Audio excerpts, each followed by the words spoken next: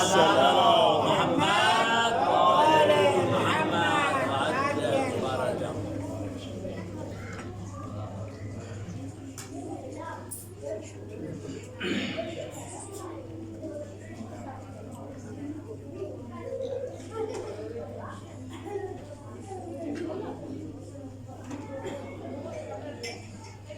هدیه به محضر مقدس سیدی شنیدم فاطمه زهرا سلام الله علیها با جهت سلامتی وجود نازنین قطب دایره عالم امکان حضرت ولی عصر ارواحنا الله تعجیل در فرجان حضرت همه با هم صلوات با محبت ختم کنید.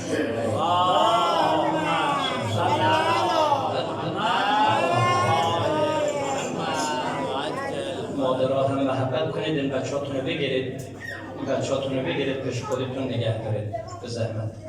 مادرها شنیدن؟ مادرهای بچه‌ها محبت کنید، بچه‌هاتون رو بگیرید.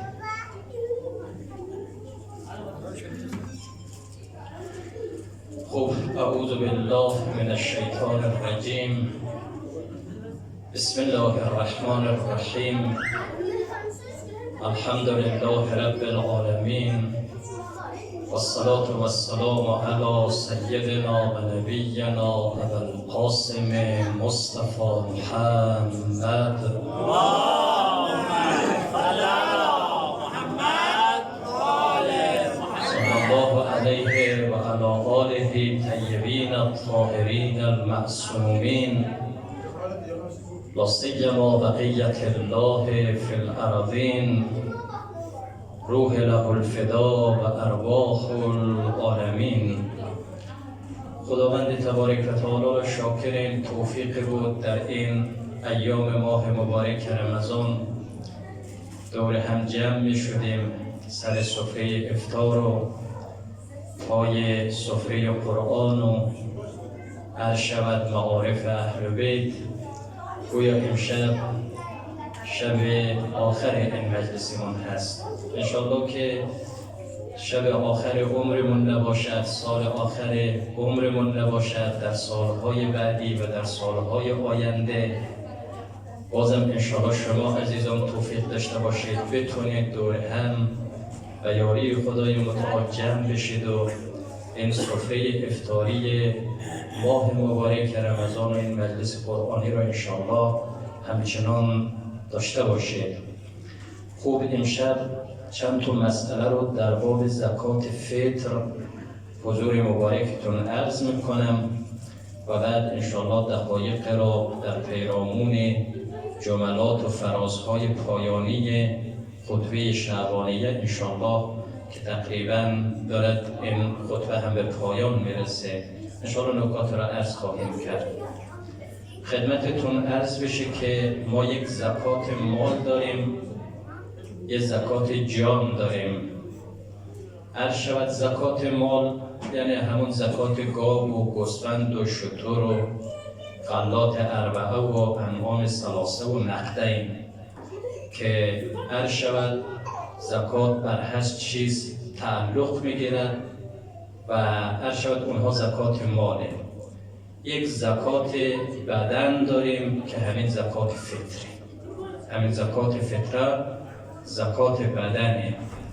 آقایان خانمای بزرگوار، این زکات فطره یعنی بیمه کردن جانمون در برابر بلاها، رمز قبولی یک ماه روزه‌داریمون در ماه مبارک رمضان. هم خودت رو بیمه کردی و هم در واقع اسباب قبولی یک ماه روزه‌داری خودت را با واسطه پرداخت این زکات فطر تضمین کردی. بنابراین خیلی مهمه کسی که موقع غروب شب عید فطر بالغ باشد و عاقل باشد و بیهوش و فقیر و برده نباشد، بیهوش نباشد، فقیر نباشد، برده نباشد، ولکن بالغ و عاقل باشد. فرمودن باید برای خود و برای کسانی که نانخور او هستند باید برای هر نفر 1 صاع که همان 3 کیلو از غذاهای معمول شهر خودش بایسته به فقیر پرداخت بکنه. حالا این غذای معمول گاه برنج، گاه عرشبت نان، گاه هم خدمتتون خرماست، گاه کشمشه. بالاخره اون قوت غالب، بهتر اینه که اینطور عرض کنم، قوت غالبتون دوستان، هر چیزی که قوت غالب و خود و خانوادتون هست باید به اندازه 1 صاع، که این 1 صاع از نظر کیلویی حدوداً می شود چقدر؟ 3 کیلو باید به فقیر و نیازمند چه بشه؟ پرداخت بشه. و کسانی هم که مخارج خودش را ندارد و عیالات خود و عیال خودش را ندارد، نه خرج خودش را دارد نه خرج عیالش، فرمودن زکات فطره بر اینها واجب نیست.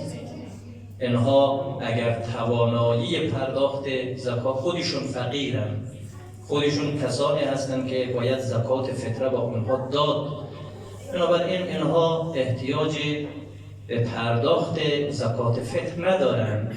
خدای متعال اینها را میبخشه و پرداخت زکات فطر به اونها واجب نیست. اما باید راه بهانه‌جویی رو بست.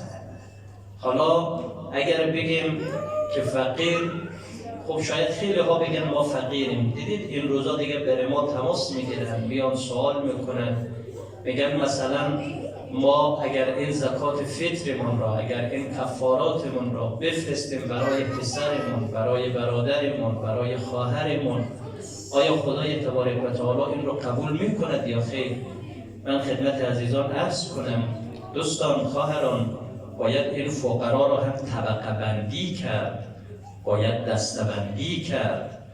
شاید این فقیر خواهر شما، برادر شما یا فامیل نزدیک شما کسی باشد که اونقدر احتیاج و نیازی ندارد، ولیکن کسان دیگه هستند که در فقر مطلقاً، با آنها شاید نان شب و روزشون را نداشته باشند. ببینید ما اولویت را به کی باید داد؟ یک فقیر غذای سالش را ندارد، فقیر دیگر غذای ماهش را ندارد، فقیر دیگر هست غذای شب و روزش را ندارد، و فقیر دیگر هست که غذای همون لحظه خودش را ندارد. کدوم فقیر اولویت دارد؟ خب مسلما اون فقیری که بنده خدا هیچی نداره بالاخره باید در فکر او بود. سعی کنیم، چون این کار معامله با خداست، در معامله با خدا حداقل سر هر کسی کلا میگذاریم، سر خدا کلا نگذاریم دوستان. یکی واقعا همینطوری است، یعنی کلا گذاری دیگه در واقع از این جیب با اون جیبه، از این جیبشون در میارن با اون جیبشون میگذارن. این نشد دیگه. این که در واقع ما یک مقدار انصاف داشته باشیم، مروت داشته باشیم.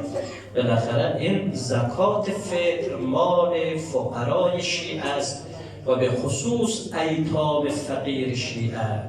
یتیم فقیر شیعه اگر باشد اون اولویت دارد، به خصوص اگر فقیر اهل علم باشد که دیگر اون اولویت دارد، باید با اونها این زکات فطر رو پرداخت کرد. خب حالا مقدار زکات فطر چقدره؟ خدمتتون عرض شود که ما محاسبه کردیم معمولا 3 کیلو برنج در شهر مقدس مالمو اهل شود خدمت شما حدوداً مثلا 300 کرون در میاد، درسته؟ شهر ولایه مالمو در واقع اهل شود خدمت شما چه؟ اهل ولا تقریبا چه کار کنن؟ همون برای هر نفر 3 کیلو برنج، 3 کیلو برنج رو معمولا اگر عرض شود خدمت شما با کرون بخوایم محاسبه بکنیم در واقع می شود 100 کرون. برای هر نفر بایست 100 کرون به عنوان زکات فطر پرداخت کنیم و عرض شود خدمت شما هم برای خودمون هم برای اون کسی که نانخور ما هست. تو شب عید فطر هر کسی که نانخور ما به حساب میاد، بچه‌مون باشد، عرض شود خدمت شما مهمان باشد، مهمانی که خودش آمدن، نه مهمانی که شما قبلا دعوت کردید، کارت دعوت فرستادید، نه مهمانی که خودش آمدن به منزل شما و با رضایت شما هم به منزل وارد شده، شما بایست زکات فطری اون رو پرداخت بکنید، مگر اینکه خودش در واقع از طرف شما وکیل بشه، بگه آقا شما نیاز به پرداخت زکات فطر من ندارید، شما در واقع من خودم به نیابت از شما این رو پرداخت میکنم. دیگر در غروب شب عید فطر هر کسی که نانخور انسانه، فرق نمی کند بزرگ باشد یا کوچک باشد، زن باشد یا مرد باشد، حتی طفلی که همون شب عید فطر به خانه انسان به دنیا میاد، یا عروسی را شما شب عید فطر در واقع به خیر و سلامتی بیارید تو منزلتون، فرمودن زکات فطر این رو بایسته پرداخت بکنید. حتی اگر انسان غیر مسلمان و اگر در واقع مهمان شما بشه، بایست بکنن زکات فطرش، یعنی مسلمان و کافر اینجا و دیگر مهم نیست، هر کسی که نانخور شما حساب میشه بایسته زکات فطری او را پرداخت کنه. مقدار زکات فطر را عرض کردیم. مرکز اسلامی امام صادق علیه السلام این زکات فطر را اینجا صندوق میگذاره. همین صبح روز عید فطر انشاءالله فردا هم برای کفارات هم برای زکات فطر صندوق به صورت جداگانه گذاشته می شود. صندوق زکات فطر در واقع سید و غیر سید اینجا گذاشته میشه.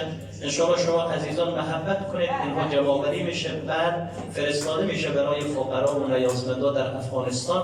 انشاءالله یک کمک با اون عزیزان میشه که شرایط افغانستان هم خیلی ناجوره. اگر خودتون کسی را دارید که فرد نیازمندی این گونه که عرض کردم در خانواده و فامیل، اولویت با اونهاست، بدید با اونها بفرستید برای اونها. اگرم نیست انشاءالله اینجا صندوق گذاشته خواهد شد. محبت کنید قبل از آنی که انشاءالله به نماز میایید، به اصطلاح قبل از نماز انشاءالله این زکات فطر بایسته تو به اصطلاح به صندوق ریخته بشه و بعد انشاءالله نماز رو اقامت فرمایید.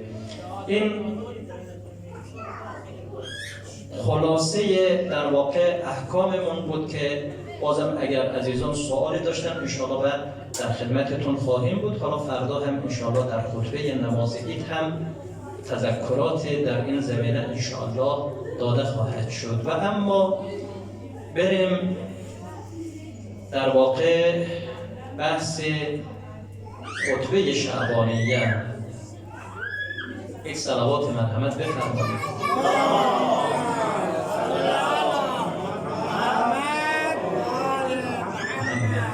عجل فرجه. وجود نازنین پیغمبر خدا در این فراز پایانی خطبه شعبانیه اینگونه بفرماید ایها الناس ان ابواب الجنان فی هذا الشهر مفتحه فاسألوا ربکم ان لا یغلقها عنکم و ابواب النیران مغلقة فاسألوا ربکم ان لا یفتحها علیکم و الشیاطین مغلولة فاسألوا ربکم ان لا یسلطها علیکم. وجود نازنین پیغمبر در این فراز به 3 نکته اشاره می‌کند. به 3 نکته. نکته اول این که عرض شود خدمت شما درهای بهشت برای روزداران ماه مبارک رمضان گشوده است.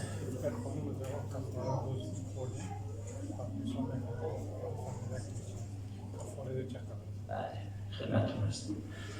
عرض شود خدمت شما یکی از نکاتی که رسول گرامی اسلام می‌فرماید این است که مردم ماه مبارک رمضان ماهی است که درهای بهشت برای شما گشوده است. نکته دومی که رسول گرامی اسلام می‌فرماید ایها الناس، مردم ماه مبارک رمضان ماه است که درهای جهنم برای شما بسته است. و نکته سومی که می‌فرماید مردم شیاطین در این ماه در غل و زنجیره. بعد پیامبر خدا سلام الله علیه می‌فرماید بعد از هر سه تای این نکته می‌فرماید فاسألوا ربکم، از خدایتون بخواهید که این دری که برای شما گشوده شده است این بسته نشود، این مسدود نگردد، این در بهشت برای شما باز بمانه. این در جهنمی که برای شما بسته است از خدای تبارک و تعالی بخواهید که این در را برای شما باز نکند. ببینید، از خدا بخواهید که اون در را برای شما نبندد، یعنی در بهشت، و از خدا بخواهید که این در را برای شما نگشاید، یعنی در جهنم. بعد در نکته سوم هم می‌فرماید فاسألوا ربکم، از خدایتون بخواهید شیطانی که در غل و زنجیره، این شیطان از اون غل و زنجیر رهایی پیدا نکنه، بر شما مسلط نشود. ببینید دوستان، مجموع آنچه که در این خطبه شعبانیه در این ایام عرض کردیم نکات اخلاقی از پیغمبر گرامی اسلام بود، یعنی یک درس خودسازی. اگر خاطر شریفتون مانده باشد، عرض کردم تا انسان خودش را نسازد نمیتواند کسان دیگر را بسازد. بالاخره این آدم در قدم اول باید خودش تربیت یافته باشد. ما اومدیم در ماه مبارک رمضان این درس اخلاق را از خطبه شعبانیه پیغمبر خدا یاد گرفتیم و انشاءالله در سالهای آینده خطبه رجبیه‌ای که فرمودن اون هم بایستی یاد گرفته بشه. دوستان عزیز، ما در ماه قرار داشتیم که این دروازه بهشت برای ما گشوده بود. به این معنی که در ماه رمضان رسیدن به بهشت آسان تر از ماه‌های دیگر هست. شاید در ماه‌های دیگر انسان باید خیلی تلاش بفرماید تا اینکه اسباب ورود به بهشت خدای تبارک و تعالی را برای خودش فراهم بفرماید.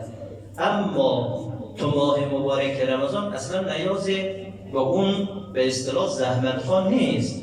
خدا این در را باز گذاشته، این استعداد من و تو را می‌طلبد، این تشنگی من و تو را می‌طلبد، این خواسته من و تو را می‌طلبد. اگر طالب بهشتیم باید کاری کنیم که بالاخره تو این ماه مبارک رمضان بریم از این در چه بشیم؟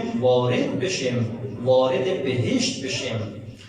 لذاست که عرض شود خدمت شما راه رسیدن به بهشتم یکیش اینه دوستان: یک، پناه بردن به قرآن.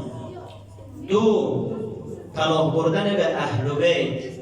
یعنی ما از رهگذر پناه بردن به قرآن و به اهل بیت میتوانیم به اون بهشتی که آرزوی همه ما هست به او نائل بشیم.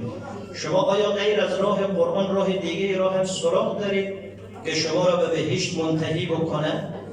آیا راه غیر از اهل بیت علیهم السلام راه دیگر هم سراغ دارید که شما را به بهشت واصل بفرماید؟ نه، بالاخره راه رسیدن به بهشت یعنی قرآن. اگر خدای تبارک و تعالی این قرآن را در ماه مبارک رمضان نازل کرده است و بعد این ماه مبارک رمضان را با عنوان افضل الشهور قرار داده است، به دلیل این است که این ماه این برکات را دارد. انسان در سایه این برکات الهی در واقع با اون بهشت بر این خواهد رسید. یه مقدار این بچه‌ها سرصداتون رو کم کنید، بچه‌ها سرصدا رو کم کنید. آفرین. میخواین حالا حرف گوش نمیدید بشینید همونجا سرگرم بازیتون باشید ولی سرصدا نکنید. خوب؟ ماشاءالله. دوستان عزیز، ماه مبارک رمضان ماه مسابقه است. مسابقه به کجا؟ مسابقه رفتن به سوی بهشت، رسیدن به بهشت. دیدید دیگه همین مسابقات فوتبال هم که همه ساله برگزار نمی‌کنن دیگه. هر چند سال یک مرتبه این مسابقات جهانی برگزار میشه، هر 4 سال یک مرتبه. این مسابقه دو را هم بالاخره همه روزه که برگزار نمی‌کنن، همه ساله که برگزار نمی‌کنن. بالاخره یک فصل خاص داره، یک زمان خاص داره. خدای تبارک و تعالی هم برای در واقع عرض شود مسابقه رسیدن به بهشت یک زمان را قرار داده. اون زمان چیست؟ اون زمان ماه مبارک رمضانه. خب عنایت بفرمایید خدای تبارک و تعالی در این آیه قرآن چی میفرماید؟ در یک آیه قرآن داریم که میفرماید و سابقوا الی مغفرت من ربکم و جنت عرضها السماوات و الارض. یکی میگه سابقو یعنی همون مسابقه به اصطلاح داشتن.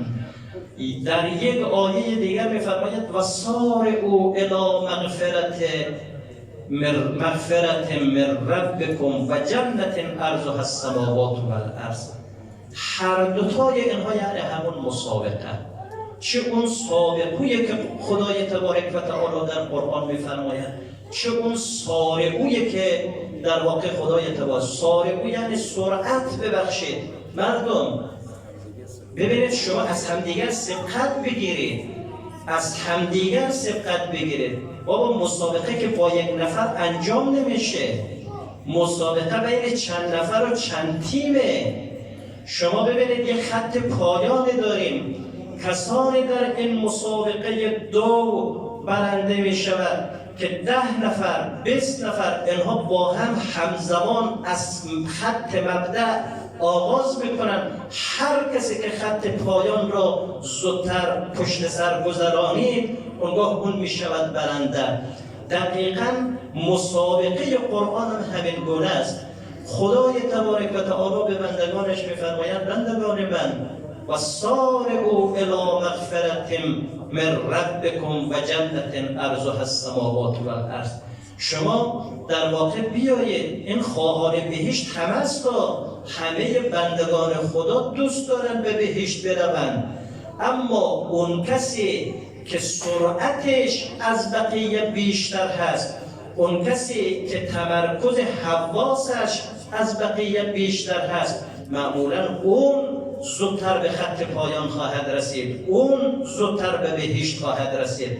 لذاست که عرض شود خدمت شما این ماه مبارک رمضان اصلا زمان مسابقه و زمان در واقع سرعت گرفتن به سوی بهشته. معمولا بندگان خدا در این ماه همه دارن روزه میگیرن، همه اطاعت و بندگی خدا رو میکنن، اما اون کسی که جد و جهدش در واقع از همه بیشتر هست، اون معمولا با آرزوی خودش خواهد رسید. بندگان خوب خدا در واقع این ایام ماه مبارک رمضان میشه ماه شهادتش، این ایام میشود ماه از دنیا رفتنش. با زبان روزه، با حالت دعا عرض شود خدمت شما در ماه خدای تبارک و تعالی اینها دار دنیا را وداع میگویند، یا با در واقع شهادت یا با وفات و رحلت خلاصه دار دنیا را معمولا اینها عرض شود خدمت شما به بهشت خواهد رسید. خب حالا این بهشت چجوری هست؟ خب عنایت بفرمایید من اول یک تعریف از بهشت بکنم، ذهن مبارکتون را ببینید. دوستان عزیز، بهشت طبقات دارد. برای جهنم میگه درکات دارد، اما برای بهشت میگه طبقات دارد. شما یه برج را در نظر بگیرید، یه برج بلند و مرتفع را در نظر بگیرید، همه در واقع هر شود خدمت شما به مثابه بهشته. ولیکن خدای تبارک و تعالی که همه را در یک طبقه که نمیگذاره، میگه آقا هر کسی رو به اندازه وسعش. برادر عزیز من، چقدر پول دادی که اون طبقات ویژه را آرزو میکنی، چقدر زحمت کشیدی، چقدر هزینه کردی. اینطوری نیست که همه رو به اصطلاح هر کسی داره و نداره، هر کسی انجام داده و نداده همه رو ببره تو یک طبقه از بهشت به اصطلاح. نه، مثل همون برجیه که هر کس به فراخور حالش بالاخره در طبقه از این طبقات بهشت اینها مسکن خواهند گزید و اونجا سکنا داده خواهد شد. لذا دوستان عزیز باید خیلی حواسمون باشد. ببینید این طبقات بهشت، من این طبقات بهشت رو با استفاده از آیات قرآن کریم خدمتتون عرض میکنم. اول خوب عنایت بفرمایید، خدای تبارک و تعالی اینطوری میفرماید هم درجات عند الله. اولا ما می آوریم در واقع صف مؤمن را از کافر جدا می کنیم. بعد خدای تبارک و تعالی چی میفرماید؟ میفرماید هم درجات عند الله. این مؤمنین درجه در پیشگاه پروردگار متعال دارند. اما همشون یک درجه دارن؟ نه، درجه اینها متفاوته. آیا خدای تبارک و تعالی اینها رو همه رو در واقع در بهشت برین و بهشت اعلای خودش جا میده؟ نه. شما عنایت بفرمایید، من الان دارم طبقات بهشت رو با استفاده از آیات، با استمداد از آیات قرآن حضور مبارکتون عرض میکنم. در قرآن برای بهشت این درجات آمده است. خدای تبارک و تعالی این درجات رو گفته. بالاترین درجه بهشت جنت الفردوس. خواهران حواستون هست؟ اگر حواستون با من هست انشاءالله خوب با دقت گوش بدید. من میخوام این درجات بهشت رو انشاءالله در برابر دیدگانتون مجسم کنم و ذهن مبارکتون انشاءالله این تجسم پیدا بکنه. بعد انشاءالله همه تلاش بکنیم ببینیم خواهان کدوم یکی از این طبقات هستیم، کدومش رو ما میخوایم. خدای تبارک و تعالی در یک آیه از قرآن، در آیه مبارکه 107 سوره کهف این گونه میفرماید ان الذين آمنوا وعملوا الصالحات کان لهم جنات الفردوس. کسانی که ایمان آوردند و عمل صالح انجام دادن، آقایان بزرگوار، لهم جنات الفردوس نزلا. دیگر منزلگاه اینها کجا اجرار نزول میکنن؟ اینها تو جنت الفردوس میرن.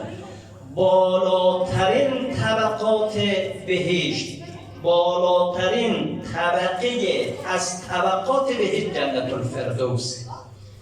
این جنت الفردوس از آن انبیاست. این جنت الفردوس از آن اولیا و ائمه هداست. کسی که اخلاقش اخلاق انبیایی است، کسی که اخلاقش اخلاق اهل بیتی است، خدای تبارک و تعالی دست اینها رو میگیره میبره تو جنت الفردوس. اینها میشه همنشین کی؟ همنشین انبیا. اینها میشن همسایه اولیا، همسایه ائمه هدا علیهم السلام. بالاترین درجه بهشت این جنت الفردوسه که خدای تبارک و تعالی در این سوره مبارکه عرض کردیم. آقایان بزرگوار، دومین طبقه از طبقات بهشت جنات عدن. جنات عدن، عدن به معنای اقامت دائم. یعنی خدای تبارک و تعالی یک طبقه را به شما بده که دیگه شما مثل مستاجری این عالم دنیا خانه به دوش نباشید. هر روز به اصطلاح کوله‌بار اسباب اساسیه منزلتون رو بر دوش نگیرید، از این خانه و اون خونه، از این کوچه و اون کوچه. خدای تبارک و تعالی یک طبقه از طبقات بهشت رو اختصاص میده به شما. شما برای همیشه در اونجا ساکنه. اما دیگر اونجا از حضور انبیا خبری نیست. نه اینکه جای بد باشه، اما از حضور انبیا خبری نیست. مثل این میمونه که شما الان برید یک خونه مثلا تو لب دریای مالمو عرض شود خدمت شما با یک ویوی بسیار عالی، اونجا یه خانه برای خودتون میگیرید، خب داره یک منظره بسیار زیبایی را، همسایه های خوبی ها. یک دفعه مثلا حالا اون توانایی را نداره دیگه، بگی یک سرپناه باشد فقط اینی که از مستاجری نجات پیدا کنیم، از اجاره نشینی نجات پیدا بکنیم. من این مثالا رو که میذارم برای این است که انشاءالله ذهنتون خوبتر روشن بشه، چون معمولا عادتم بر اینه که با استفاده از این مثال ها و از این تشبیه ها بتونم انشاءالله خوب محتوا را به ذهن مبارکتون بنشانم. لذاست که دومین طبقه از طبقات بهشت جنت عدن، جنات عدن. خدای تبارک و تعالی میفرماید جنات عدن. اینجا چیست؟ عرض شود خدمت شما اینه، خدای تبارک و تعالی میفرماید جنات عدن یدخلونها یحلون فیها من اساور من ذهب و لؤلؤا و لباسهم فیها حریر. خب این هم بسیار جای خوبی، این جنت عدن، این خانه همیشگی، این خانه دائمی، این هم بسیار جای خوبیه. اولا که شما وارد میشید بر این جنت عدن، این خانه همیشگی. ثانیا خدای تبارک و تعالی یک دستبند از طلا را تو دست مبارکتون میکنه، یک لباس فاخر از حریر رو تو این جنت برای شما گذاشته. شما به اضافه که تو این خانه میروی، اگرچه از حضور انبیا و اولیا شاید اونجا خبری نباشد که اونها میان، حالا بالاخره سر میزنن از این گونه آدما، ولی همسایه نیستیم، همخانه نیستیم، بالاخره همنشین و هم صحبت دائمی نیستیم، شبانه روز در کنار هم نیستیم، ولی اونها سر میزنن. ولی این امکانات را هم خدای تبارک و تعالی برای ما مهیا کرده. چی؟ دستبندای از طلا را برای شما گذاشته، لباس از حریر را برای شما گذاشته. شما برید تو این خانه دائمه و همیشگی، مثل اینکه شما یک هتل بسیار خوبی را برای خودتون رزرو میکنید، وقتی میری ببینید همه چیز اینجا هست، همه چی هست. عرض شود خدمت شما از حوله و از خشک و دمپایی و امثالهم، یعنی همه چی رو خدای تبارک و تعالی بالاخره اونجا تو جنت و عدن. این دومین طبقه از طبقات بهشت. سومین طبقه از طبقات بهشت جنات نعیمه، جنتی که در واقع اونجا نعمت‌های الهی فراوانه. بالاخره شما هر چیزی که بخواهید براتون مهیاست. بعد اینجا کیا هستن؟ اینجا معمولا ان للمتقین عند ربهم جنات نعیم. دیگه آدمای با تقوا، همین هایی که تو ماه مبارک رمضان تحصیل تقوا کردن، چون ماه مبارک رمضان ماه رسیدن به تقواست دیگه، درسته؟ آقایان بزرگوار، خدای تبارک و تعالی جنات النعیم را اختصاص داده است برای این آدما. و بعد طبقه دیگری که در بهشت هست، اونگاه عرض شود خدمت شما از او با عنوان جنت المأوا یاد کرده ام خدای تبارک و تعالی در قرآن. این جنت المأوا یعنی محل آرامش. دیگه اونجا شما کاملا آرام، احساس آرامش میکنید.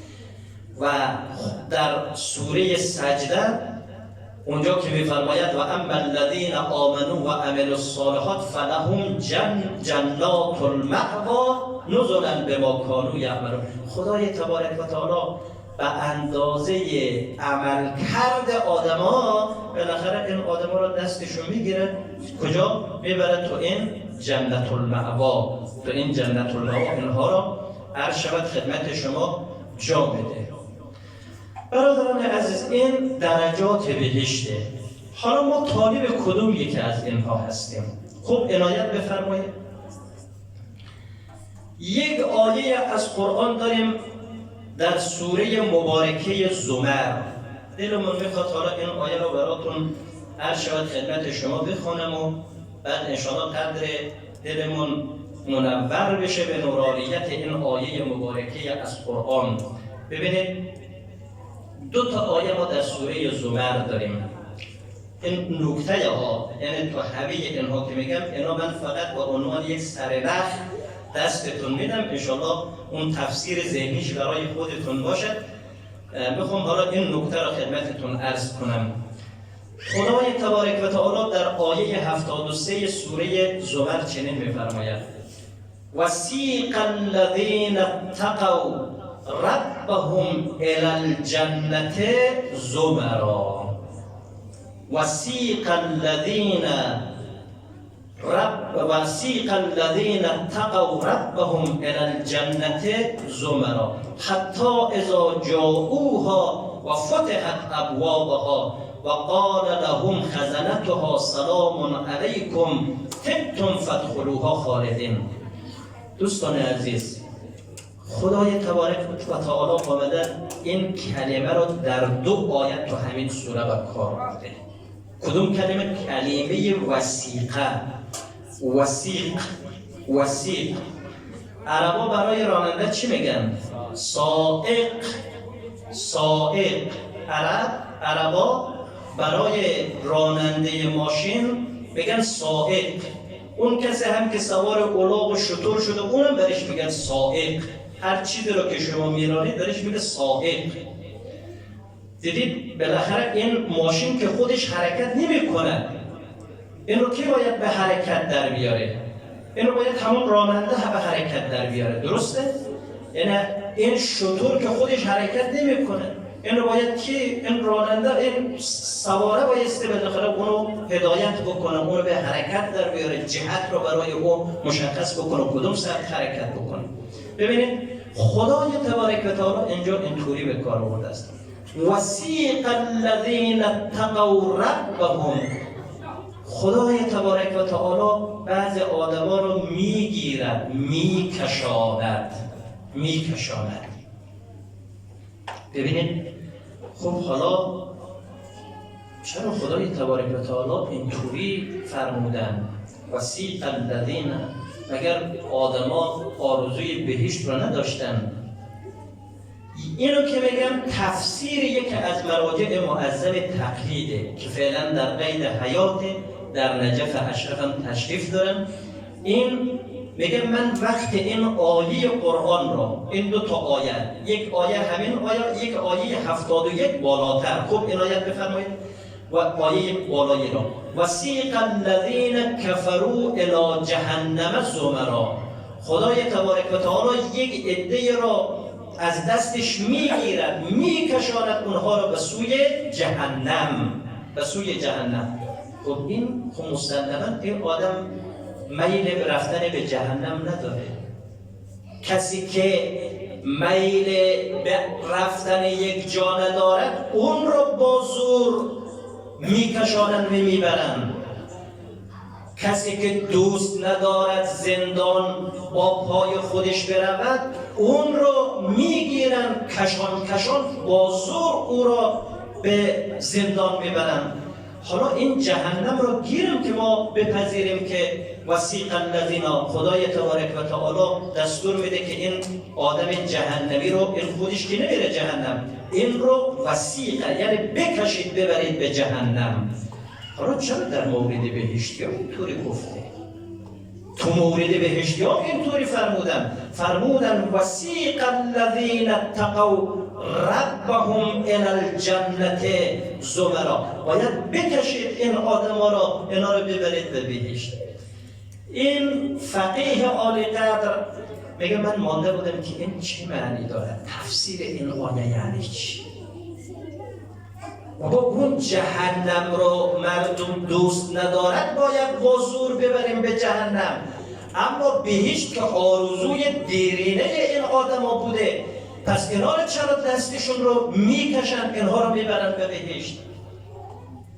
آقایان بزرگوار، تفسیری که ایشون فرمودن خیلی قشنگه. میگه من مانده بودم که این آیه چجوری تفسیر میشه. گفت رفتم کامل الزیارات، گشتم تفسیر این آیه مبارکه را از یک روایت دریافتم، پیدا کردم. روایت چیست؟ روایت اینه که وقت شیعیان امیرالمؤمنین از دنیا می روند وقت خدای تبارک و تعالی اینها را میخوان وارد بهشت بکنن، اینها وارد بهشت نمیشن. برای چی؟ یک عدهشون میگه بذار دوستان ما بیاین، رفقای ما بیاین، پدر و مادرامون بیاین، یا اگر پدر و مادر بهشتی است میگه بذار فرزندانمون بیاین که وقتی وارد بهشت بشیم دست جمعی وارد بهشت بشیم.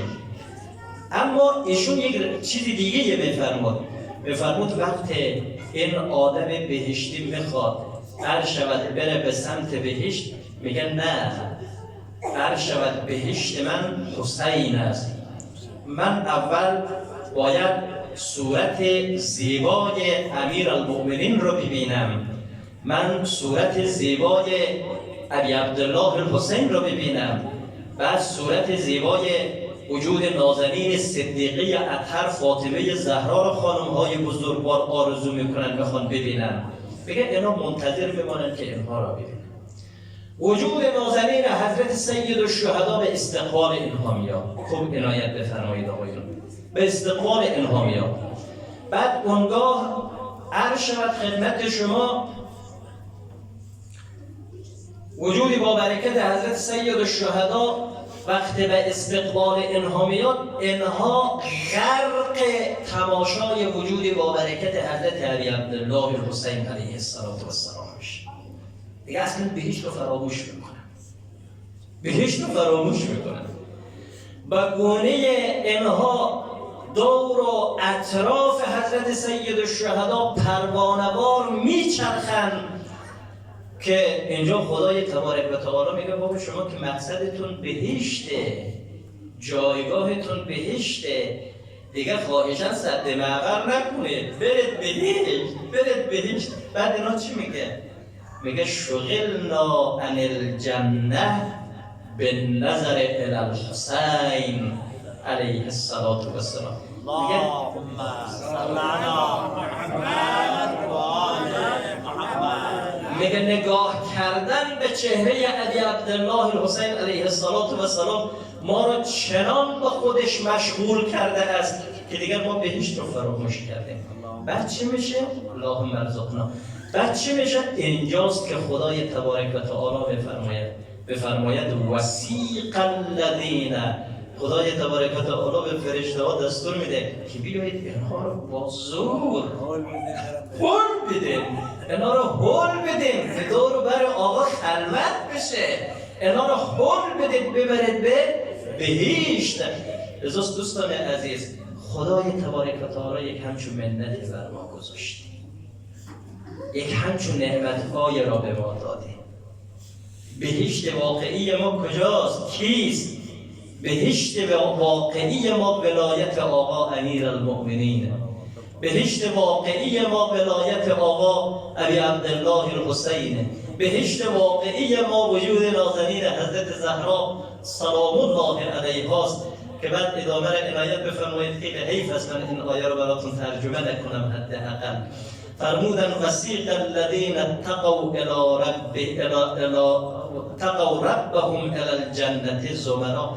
خدای تبارک و تعالی همین آدمایی که غرق در تماشای زیبای ابی عبدالله الحسین علیه السلام گردیده‌اند، اینا رو میاد دستور میده، میگه بیاد اینها را خودشون بدید، اینا را بکشونید، اینا را جدا کنید. حتی اذا جاءوها و فتحت ابوابها. الله اکبر. وقتی این آدمای بهشتی میاد، خدای تبارک و تعالی چی میفرماید؟ بفرماید و فتحت ابوابها. خدای تبارک و تعالی دیدید دیگه الان بعضی از سیاستمدارا آدم بعضی این کلیپ‌های اینا رو که می‌بینه، مثلا شما اکثر، حالا من مخصوصا اونی که با یک ترتیبات خاص مثلا این دروازه رو دیدید، دو تا پاسبان دروازه رو باز میکنه، به محضی که این دروازه باز میشه مثلا اون رئیس مملکت از در وارد میشه با چه کبکبه و دبدبه. نه بابا، اون ما اینجا ببینیم و حسرتش میخوریم. خدا میدونه اون دروازه بهشت چه خبره، اونجا چه خواهد بود، اونجا چه فرشته های در انتظار شماست، چه ملائکت الله صف کشیدن برای استقبال از شما. چی بفرماید؟ حتی اذا جاءوها و فتحت ابوابها و قال لهم خزنتها سلام علیکم طبتم فادخلوها خالدین، یا به سلام آمنین در آیه دیگر داریم. خیلی زیباست دوستان. اگر خدا اینجا فرمودن که دروازه های بهشت بروی بندگانم بازه، پیغمبر چه فرمود تو این فراز؟ فرمودن ایها الناس ان ابواب الجنان فی هذا الشهر مفتحة. فرمودن در ماه مبارک رمضان دروازه بهشت بروی شما گشوده است. سعی کنید که این دروازه را خدا نبندد. دعا کنید، از خدا بخواهید که این دروازه بر روی شما بسته نشه. بعد دروازه جهنم بسته است، از خدا بخواهید که اون دروازه را بر روی شما نگشاید. نکنه یه موقع پول بشیم به جای اینکه بریم بهشت، خدای نکرده است دروازه جهنم وارد بشیم و بیفتیم تو قعر جهنم. نه، اون دروازه رو بسته، اون دروازه بسته است. دعا کنیم که اون دروازه بسته بماند و این دروازه باز. بعد در پایان این فراز خیلی زیباست، فرمودن و شیاطینو مغلولتون. دوستان اهل بیت، شیاطین، پیغمبر نفرمود و شیطانو، شیاطین. ما شیطان خیلی زیاد داریم، شیطان جنی داریم، شیطان انسی داریم. این شیطانای انسی گاهی از اون شیطانای جنی هم گویا سبقت رو ربودن. توجه فرموده خیلی حواسمون باشد گول اینها رو نخوریم.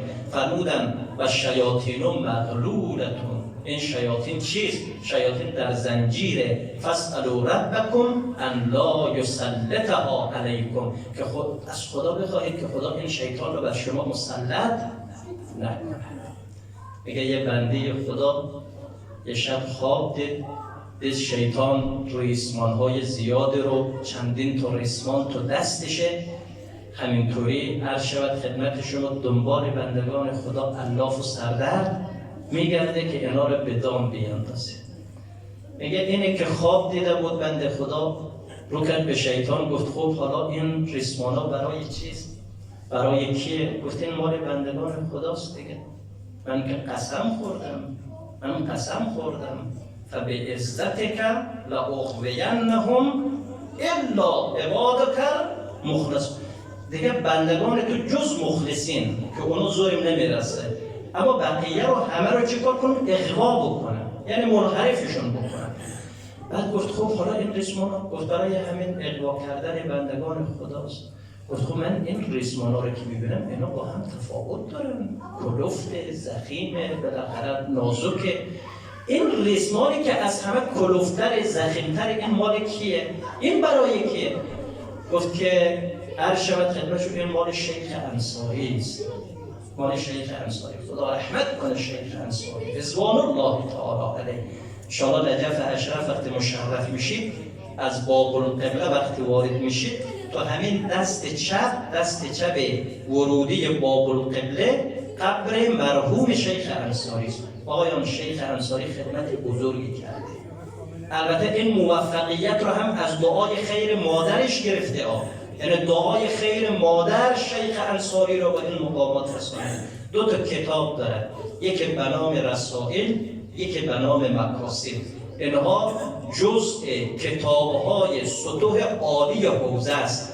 یعنی کسی که مکاسب رو خوب بفهمه، کسی که رسائل رو خوب بفهمه، یکیش در باب اصول، یکیش در باب فقه، اگر اینا رو خوب بفهمه یعنی مجتهده. و شیخ انصاری کاری کرد که باب اجتهاد را در واقع این رو باز گذاشت. توجه فرمودید؟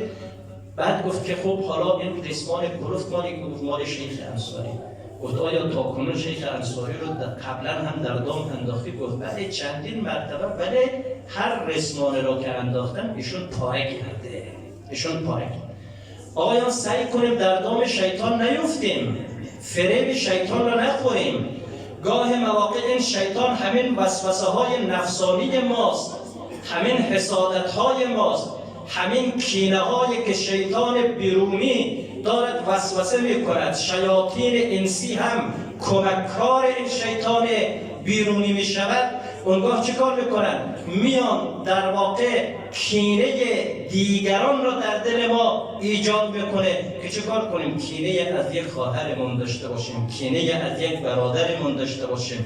اون وقت میشه نوکر شیطان. بعد این بندی خدا میگه من فکر خودم افتادم، رو کردم به این شیطان، گفتم خب حالا این رسمان که برای ما آوردی این کدومه؟ خدا تو که رسمان لازم نداری، از من به یک اشارت از تو به سردویدم، من یک سود بزنم شما حاضره. دیگه شما که نیازی به رسمان ندارید. دوستان اهل بیت، برادران، خواهران، حواسمون باشه.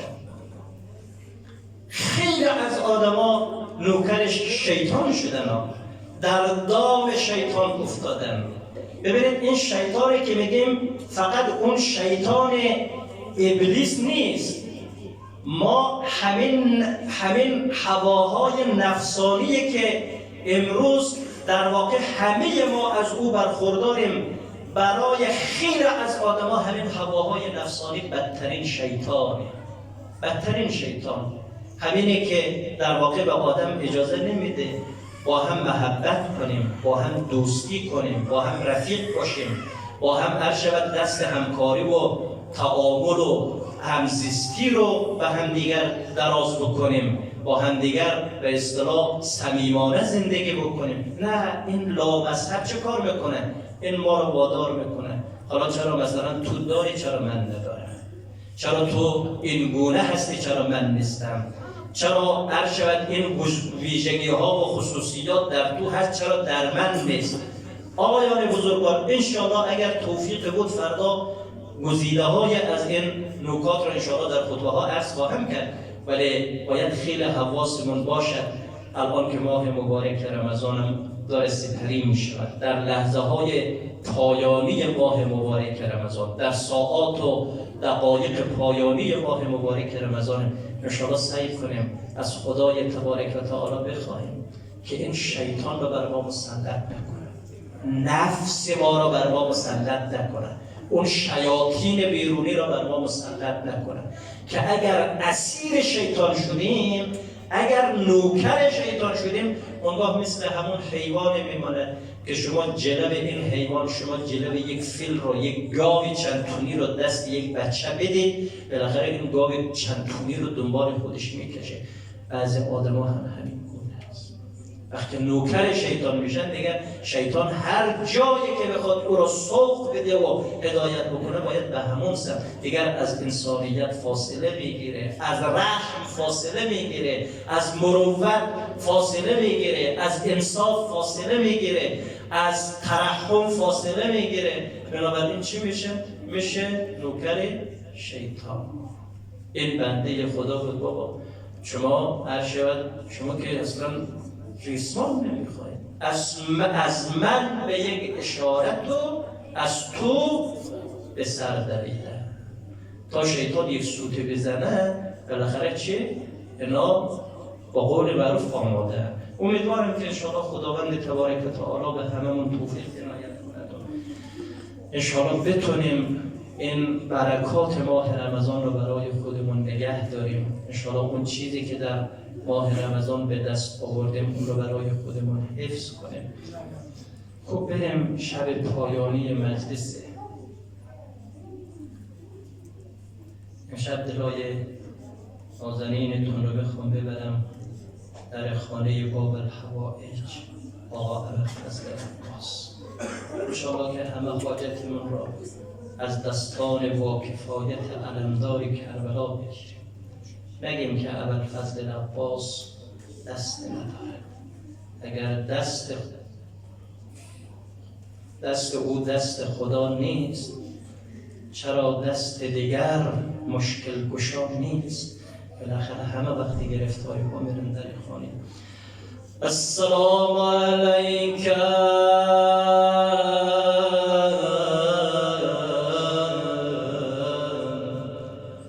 یا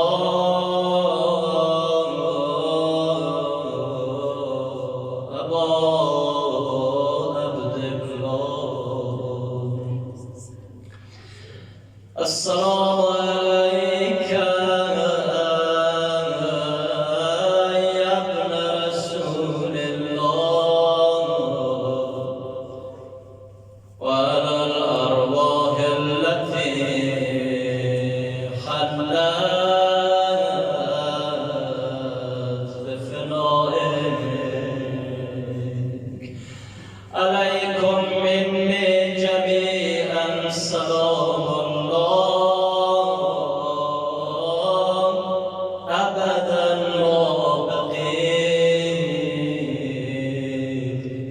وبقي الليل والنهار ولا جعله الله آخر العهد مني لزيارتكم کجا نشستی شب آخر مجلس دست ادب روی سینه بگذار و صدا آزاد کن. السلام علی الحسین و علی علی ابن الحسین و علی اولاد الحسین و علی آتش بگیر ای آب آتش زدی به جانم آتش زدی به جانم آتش زدی به جانم از سرده تو افراد تا مغز استخوانم تا مغز استخوانم تا مغز استخوانم هرگز مرا نشاید نوشم تو را تو باید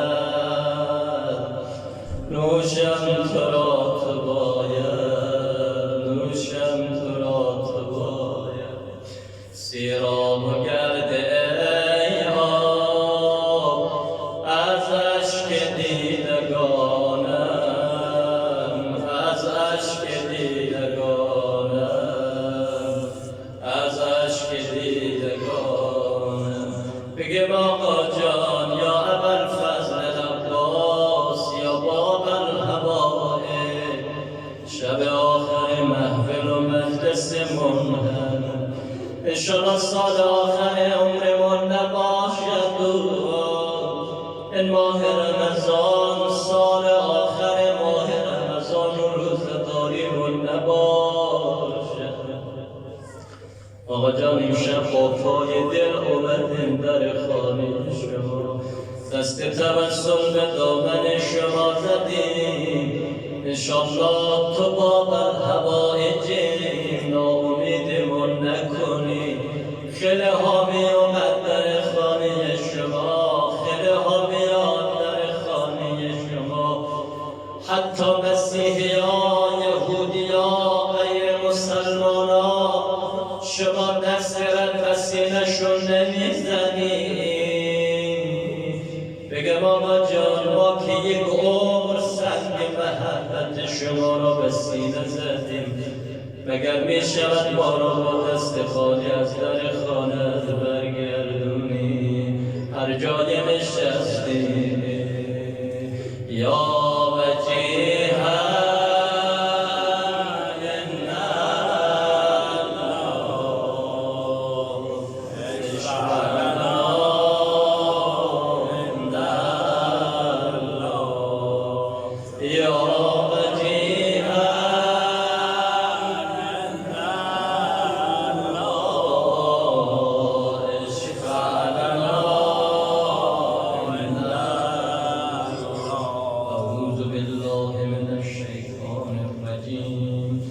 أمن يجيب المضطر ويكشف السوء أمن يجيب المضطر ويكشف السوء أمن يجيب المضطر ويكشف السوء أمن يجيب المضطر فرج قوم الزمان أمن يجيب المضطر ويكشف السوء ويجعلكم خلفاء الأرض أإله مع الله قلیلا ما تذکرون. خدایا به آبروی پیغمبر و آل پیغمبر این دعاهای ما، این نیایش‌های ما، این روزه‌داری‌های ما، این نمازهای ما، این نذر و نذوراتی که در این ایام انجام دادیم، آنچه گفتیم، آنچه شنیدیم، همه برای رضای شما. خدای از همه ما به نحو احسن قبول خدایا به آبروی پیغمبر و آل پیغمبر این ماه رمضان را سال آخر عمرمون قرار بده. خدایا به عزت و جلالت یا الله دلهای ما را به نور ایمان و هدایت و قرآن روشن و منور بفرما. خدایا به عزت و جلالت یا الله توفیق اطاعت و بندگی و ترک معصیت برای همگان ما ارزانی دار. خدایا همه گذشتگان حقداران شام جمعه است. خیلی از عزیزانمون چشم انتظار دعاهای خیر من و شماست. خدایا به آبروی پیغمبر و آل پیغمبر روح همشون را در این جهان رحمت بفرما. خدایا به عزت و جلالت این جوانانمون، نوجوانانمون، پسران و دخترانمون رو در راه قرآن اهل بیت هدایت فرما. از گزند حوادثات ناگوار، مخصوصا انحرافات اعتقادی، انحرافات اخلاقی در پناه امام زمان حفظ فرما. به عزت و جلالت یا الله مهر و محبت و اخوت و برادری را در میان همه مسلمانان مخصوصا شهریان آقا امیرالمؤمنین زیاده و برمزید بفرما. خدای ما در این کشور قرار داریم، امنیت خوبی داریم، با آبروی امام زمان این امنیت را از ما سلب گردان. اونهایی که برای امنیت این کشور زحمت میکشند، در هر دینی که هستند، با هر باوری که هستند، با هر عقیده‌ای که دارند، در هر حال خدمت میکنند. ما خدای دعای خیر این مسلمانای ماه مبارک رمضان، این روزه‌دارای ماه مبارک رمضان رو بدرنده خود و خانواده هاشون قرار بده. خدایا به عزت و جلالت یا الله عواقب امر هممون را ختم به خیر فرما. خوشنودی ارواح طیبه شهدا و مرزش اموات، قبولی طاعات عبادات و ذکر توسلات، خوشنودی اموات و گذشتگان خودتون. بیش از هر موقع دیگر در شب و روز جمعه اموات و گذشتگان چشم انتظار دعاهای خیر من و شماست. خیلی از عزیزانمون در سالیان گذشته در جمع ما بودند و جزء شما دوستان و همه ما با سر سفره افطار می نشستیم کنار هم، ولی امسال دستشون از این عالم دنیا کوتاست.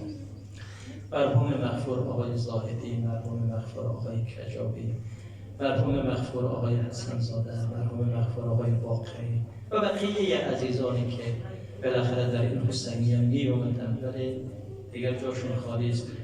خداوند انشاءالله در این شام جمعه روح همشون را مهمان سفره علی عبدالله حسین علیه السلام بفرماید و با هم بخوانیم الفاتحه مع الاخلاص و السلامات. اللهم صل على محمد وآل محمد وعجل فرجهم. بسم الله الرحمن الرحيم. أحسنت.